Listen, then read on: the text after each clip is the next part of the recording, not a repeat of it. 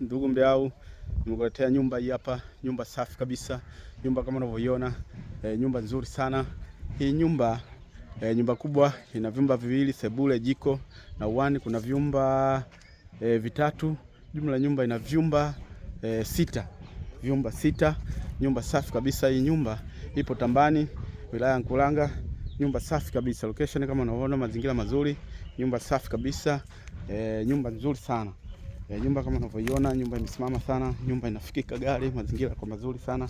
Bonge la jengo hili hapa, nyumba ilinyoka sana. Nyumba ni nzuri sana kama unavyoiona. Nyumba ina vyumba sita, ipo Tambani hapa Mbande.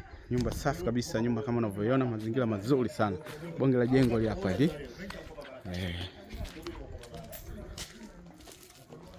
Nyumba nzuri sana, nyumba kama unavyoiona, nyumba imesimama sana. Nyumba kama unavyoona, huko kuna vyumba viwili na sebule. Na huku kuna vyoo kama unavyoona, mazingira kwa mazuri sana. Bonge la jengo hili hapa, nyumba ni kubwa sana, nyumba ni nzuri.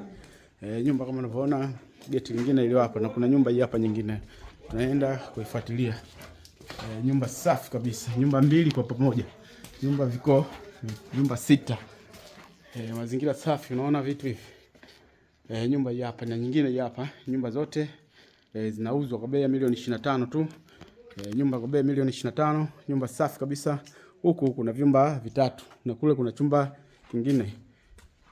Pili chumba sita. Na geti lake ile hapo. Bonge la jengo ile hapa. Nyumba ni nzuri sana. Kwa bei ya milioni 25 tu. Nyumba imenyoka sana. Nyumba iko Tambani hapa Mbande. Nyumba safi kabisa ndugu mdau.